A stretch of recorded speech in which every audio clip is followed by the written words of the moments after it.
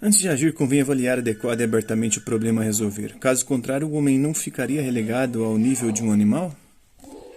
Quando tudo se torna problemático, o responder vacila sobre suas bases, tornando toda resposta oponível a uma ou a várias outras, e mais nenhum responder é então possível, que abandona o pensamento ao incerto por ele temido. Uma problematicidade que o responder nem mesmo pode enunciar sem cessar de ser, já que ele se enraiza em sua eliminação. Nada mais resta então a dizer, a não ser que não se pode mais nada dizer, o que abre caminho para a constatação segundo a qual toda ação tornou-se absurda. Numa palavra, isso se chama niilismo, mas o século XX não terá feito apenas abandonar-se à confrontação com o indizível. Terá também buscado dela sair, imitando as ciências que, no caso, respondem. A seu modo, igualmente, o positivismo e o neopositivismo marcaram em seguida nosso século findante. O positivismo e o niilismo têm isto de comum que seu questionamento permanece não teorizado e associado a uma conotação negativa do que é um problema.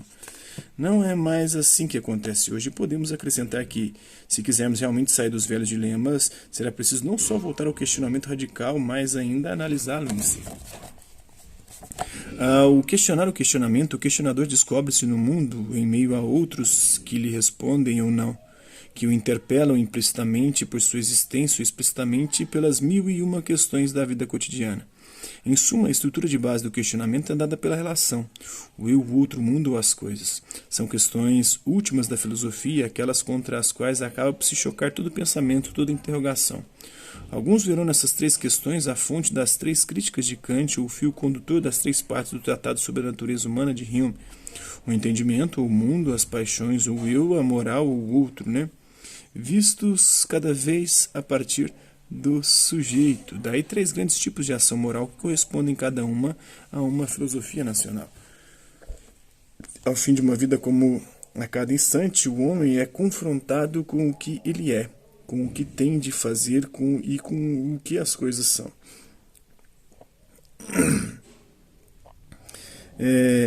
A moral do eu é uma moral dos direitos humanos que definem de modo inalienável o eu e o que o poder não pode infringir, seja ele qual for.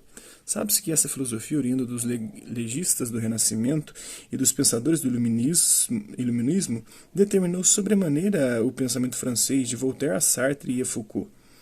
Ao lado dessa moral do eu, encontramos um outro tipo de pensamento que enraiza a ação não nos direitos, mas nos deveres para com o outro, definindo com isso os imperativos absolutos aos quais toda ação deve conformar-se. O pensamento alemão, oriundo de Lutero e imortalizado por Kant, corresponde a essa moral definida a partir do outro. Resta, enfim, o pensamento anglo-saxão, cuja especificidade é ser centrada nas coisas, na utilidade dessas, logo no interesse e no mérito. O utilitarismo preocupa-se essencialmente com a justa retribuição. Agimos no mundo e nele devemos encontrar nossa justa parte para que o conjunto funcione. Três grandes maneiras de filosofar que encontram cada uma seu eco nas duas outras, já que, por exemplo, os deveres que temos vão definir os direitos do outro e reciprocamente, né? Mas o enraizamento aqui e ali é diferente, apesar de tudo, e são essas diferenças que fazem com que agir não signifique forçosamente a mesma coisa que o ali. O homem sempre se formou nessas três questões e, ainda que não faça explicitamente, elas o trabalham, de fato, em profundidade. Ao fim de uma vida, como a cada instante, ele é confrontado com o que ele é, com o que tem de fazer e com o que as coisas são. Os três problemas se misturam em ação. Caso esteja subordinado à existência do outro, enraiza-se no mundo de coisas como no cuidado de si.